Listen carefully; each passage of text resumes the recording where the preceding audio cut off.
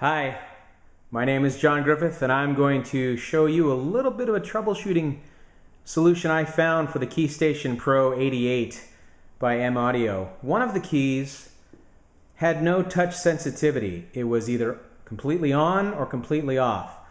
So I tore into mine, since it is out of warranty, decided to rip it to pieces to figure out what was going on. And I found out what was going on.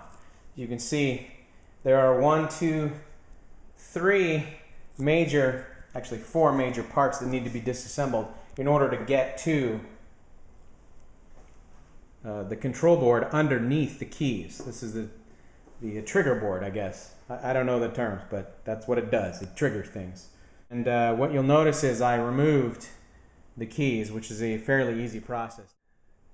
Simply by inserting a flathead screwdriver into that hole, you can pop each of the keys off, but you want to be careful about these springs. They are loose. They will come right out. So what I noticed here was on the touch pad, when you press on one of these little buttons here,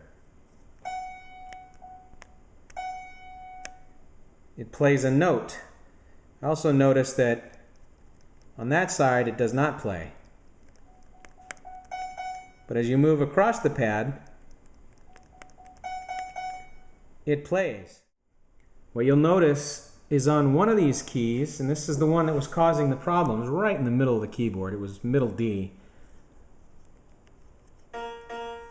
I have no touch sensitivity. It's either on or off. Unlike the key next to it,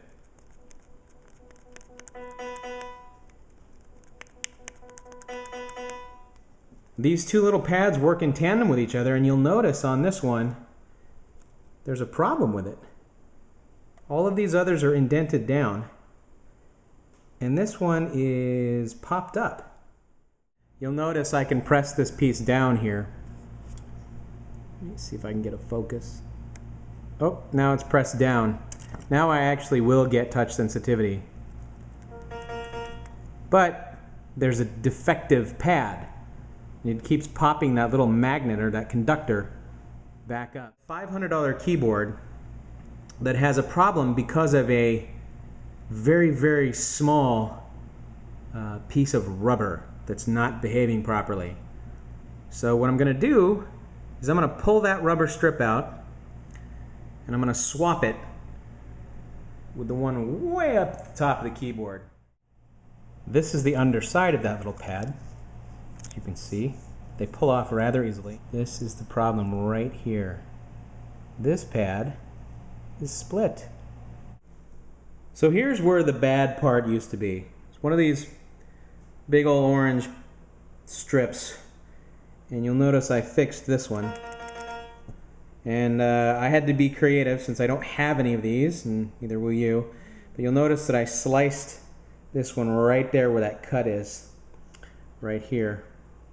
And I moved the offensive part all the way down to this side of the keyboard, into the third key from the top. So I rarely use this key, and rather than suffering, I'll live with this not working as opposed to a more important key not working. You can see I also had to cut that piece right here to fit this 4-piece section, transplant it all the way from over here. So that was no fun, I can tell you that. Anyway, well, now I know how it works. I also know which part I need, which shouldn't cost me more than a couple of bucks. So now I'm going to put it back together.